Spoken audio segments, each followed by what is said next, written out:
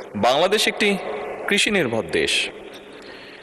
দেশের খাদ্য নিরাপত্তা, দারিদ্র্য বিমোচন এবং অর্থনৈতিক উন্নয়নে অবশ্যই কৃষির ভূমিকা অত্যন্ত গুরুত্বপূর্ণ।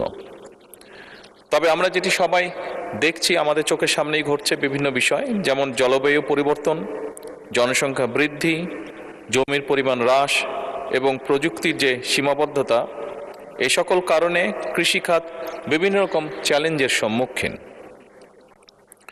আমাদেরকে এসব চ্যালেঞ্জ মোকাবেলা করেই কৃষি উৎপাদন এবং উৎপাদনশীলতা বৃদ্ধির মাধ্যমে কৃষিকে টেকসই এবং লাভজনক খাতে রূপান্তর করার লক্ষ্যে সমগ্র দেশবাসী দেখেছেন আমরা এরই ভিতরে 14 এপ্রিল কৃষক কার্ড আমরা যেটি প্রতিশ্রুতি দিয়েছিলাম নির্বাচনের পূর্বে, সেটির কাজ আমরা শুরু করেছি। কৃষক কার্ড আমরা বিতরণ করেছি। এই কার্ডের মাধ্যমে আমরা কৃষকদের কাছে 10টি সেবা, যথা ন্যায্য মূল্যে কৃষি উপকরণ বিতরণ, সরকারি ভর্তুকি ও প্রণোদনা প্রদান, স্বল্প মূল্যে কৃষি যন্ত্রপাতি সরবরাহ, ন্যায্য মূল্যে সেচ সুবিধা, সহজ শর্তে কৃষি ঋণ, কৃষি বীমা সুবিধা, ন্যায্য মূল্যে কৃষি পণ্যের বিক্রয়ের সুবিধা, কৃষি বিষয়ক প্রশিক্ষণ, ডিজিটাল প্ল্যাটফর্মে আবহাওয়া এবং বাজার তথ্য প্রাপ্তি সহ ফসলের রোগবালাই দমনের পরামর্শ প্রদান।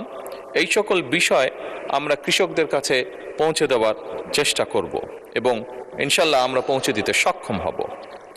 পর্যায়ক্রমিকভাবে মাননীয় স্পিকার, দেশের সকল কৃষককে আমরা এই কার্ড প্রদান করব, যার পরিমাণ প্রায় 2,75,00,000 কৃষক। মাননীয় স্পিকার, এছাড়াও কৃষির উন্নয়নে বর্তমান সরকার আরও অনেকগুলো সময় উপযোগী পরিকল্পনা গ্রহণ করেছে। আমি সকলের জানার স্বার্থে, মাননীয় সংসদ সদস্যবৃন্দ এবং দেশবাসীর জানার স্বার্থে আমি এই সংসদের গুরুত্বপূর্ণ সময়ের